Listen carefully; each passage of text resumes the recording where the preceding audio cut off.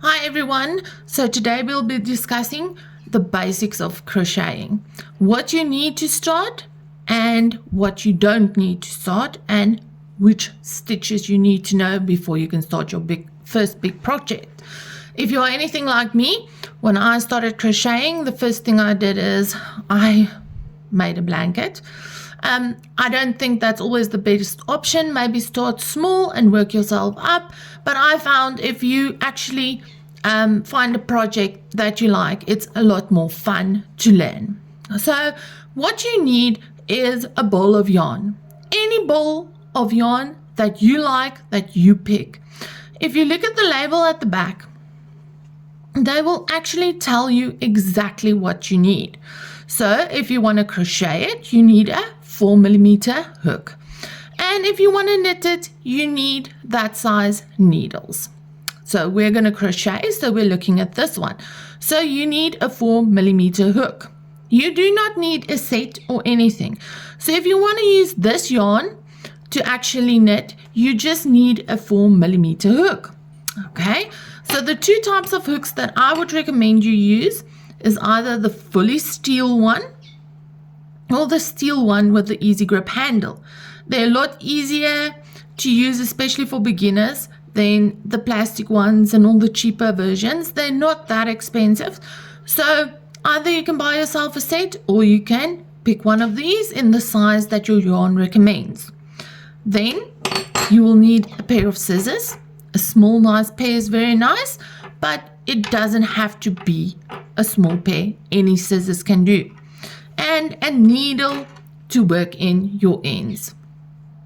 And so what I would recommend is starting out with a project that you like what I think is a coaster, a simple square coaster that you can use. So start by rolling some of your yarn off the ball, and so you have a lot of nice thread to work with. So there's a lot of tutorials where they show you how to wrap this around your finger and I don't know what else, because you're going to need a slip knot to start your project. What I do is I just wrap it around my finger, and then you can see the short end is this side, the long end is this side, and it's just crisscrossed across each other. Then I take the long end, push it through from the bottom and pull it. There you have your slip knot. And then you put your needle in your slip knot, take the long end and pull it till it's not too tight. You can see my needle can still move in there. And then there's your first basic stitch that you need to start to crochet. So a lot of people will tell you how to hold your wool in different ways that works easiest. This is a personal thing. So you have to go and see what works for you. So usually I take my pointer finger, my middle finger, and I just take the long end between them so they can move. You see, I'm pulling yarn through it. And then the pinky and thumb I use to hold this in place. You see, I can't move it from there. I can move that, but I can't move this. So I'm holding it in a way that I can work easily with my wool. Again, this is a personal choice. You do what's easiest for you. So when your slip knot is through, the first stitch you're going to use is your chain stitch. And so 90% of projects is started in this way, although there's two different ways to start a project. I will show you both. So what you do is you wrap your wool around your needle and pull it through. There's your first chain stitch. We're going to make 6 today. 1, 2, wrap it around, pull it through. 3, wrap it around, pull it through. 4, wrap it around, pull it through. 5, wrap it around, pull it through. 6. So now you're going to count them. 1, 2, 3, 4, 5, 6. The one on your needle does not count. Now I'm going to work with 5 of these stitches. Why I use 6 is usually if you make your single crochet, then it's nice to have that border on the side. You can see there, it makes a little square. So if you use a double crochet or a half double crochet, you might want to add another stitch so it is the same length on the side. Today I'm just going to use one. So the nice thing about crocheting is no matter what you do, if you take the long end and pull it, it is undone. So there's no way that you can make a mess that you can't undo. Anything, if you don't like it, pull the long thread and you start over. Remember, crocheting takes practice, so don't get discouraged. That's always also why I say start with a project, something you want. Okay, so what we're going to do is we're going to skip the first chain, the first stitch, chain stitch. That's this one. So we're going to work into the second one. So you can see there's 2 loops, one at the top, one at the bottom, and this loop coming into the 2 loops. So you go above the loop coming into the top loop. And put your needle through, wrap it around, pull through, and now you have 2 loops on your needle. Wrap it around again, pull it through both, and there you have your single crochet. So to show you that again, top loop, bottom loop, loop coming in, between the loop coming in and the top loop, put it through, wrap around, pull through, so you have 2 loops on your needle. Wrap it around, pull it through both. Single crochet, easy. Just make sure that you have control of your wool. So keep a nice tight hold on this side and have this loose so you don't pull too tight. Okay, then we do the half double crochet. So we're going to wrap it around the needle so we have 2 loops on there before we put it through the top of the chain. Put it through, wrap it around, pull through to the front again, so we have 3 loops on our needle. Loop around, pull through all 3, so we only have 1 again, and there's your half double crochet. So to repeat that, we are going to wrap it around, put it through the top loop, and then we are going to loop it around, pull it through, so we have 3 loops on the needle. Loop it around again, pull it through all 3, and you have your half double crochet. A double crochet is the same stitch, just at the end we change it. So we're going to loop it around again, go through the top stitch, into our work, into our chain, wrap it around, pull it through, and we have 3 again. So now if it was a half double crochet, we would have pulled it through, looped it around and pulled it through all 3. Because it is a double crochet, we loop it around and only pull it through the first 2. Loop it around again and then pull it through the second 2. And so now we got to the end of our work or our row. So how do we change rows?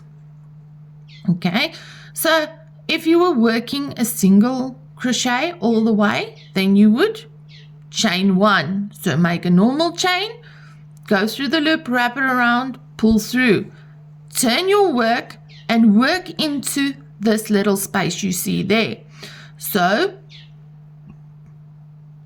underneath both of those, you put your needle through, wrap it around, pull it through till you have 2 on the hook again. There you can see it's nice and easy into that space under the 2 loops, under the chain basically.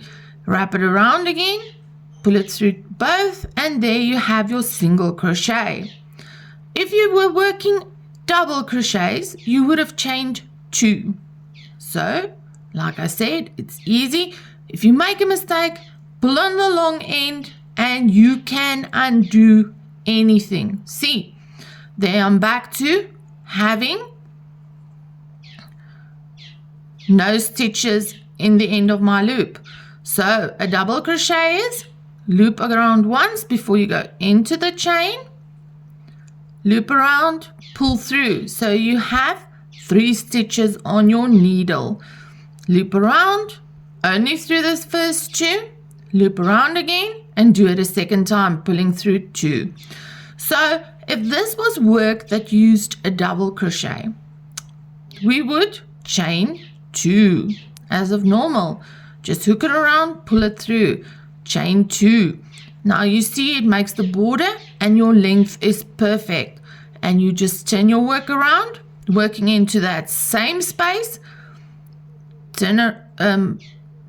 Wrap one around your needle, go into that space. You can see it's underneath both of them, into the space. Wrap around, pull through. You have your 3 loops on the needle again. Wrap around, only the first 2. Wrap around again, then the last 2. Okay, so that is the basics that you need to know to start a project. Now, if we want to start a round project, they call it the magic ring. So what you do is you put it around 2 fingers and go all the way around until you have that same cross manner that you had with your slip stitch that you start with. But instead of starting with a slip stitch now, what you're going to do is you're going to put your needle through, hook it, and bring it over. So you basically have this little twist on the side here. Going to wrap around, pull through, and there you have your first stitch. Okay, go into the loop again, wrap around, bring it over, and make a single crochet. Now your pattern will tell you how many to make, so you will continue making 10 or 12 or whatever you need. If it's a double crochet, you just wrap it around, put it through your loop, hook it, and then make your double crochet. So when I first started to actually crochet, it sometimes felt like I didn't have enough fingers and toes to keep this work in check. It was very difficult for me.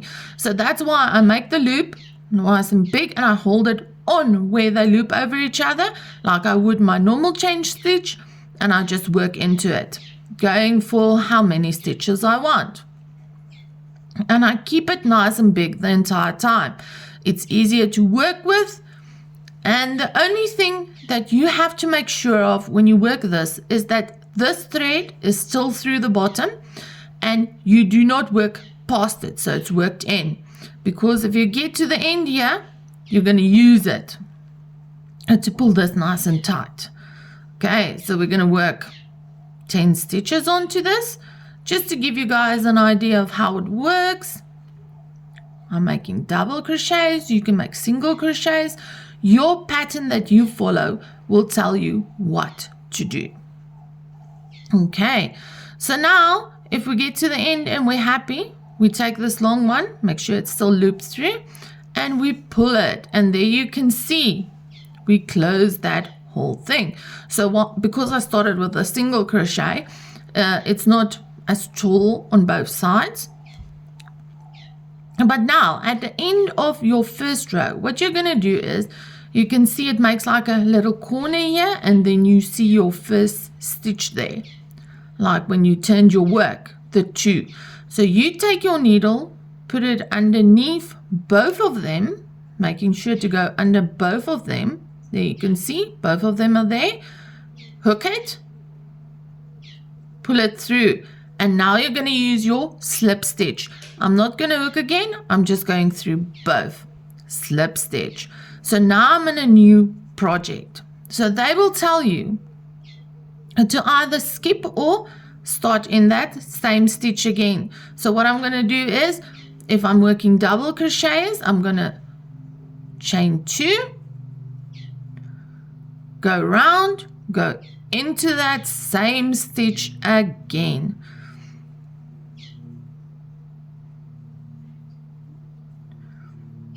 Okay, go round, make 2 stitches. So your pattern will tell you how many times to go into the same stitch. So I'm going to double all my stitches after the first row. So there you see I worked my double crochet into that stitch. Now I'm going to go around and put my needle into that same space, same stitch, and double all of them. So work it all the way around, 2 into every stitch. So this isn't a pattern that you can make something out of. This is just to give you a basic idea if you want to practice, or if you want to do it like this. This makes a nice coaster. Just don't start with a single crochet, start with double crochet, or start with single crochet and keep it to 1 stitch. Okay. So there you see. I'm doing 2 in both stitches, so I started with 10. So at the end of this row, I'm going to have 20 stitches that I finish with. Okay, but what I want to show you why I'm doing this is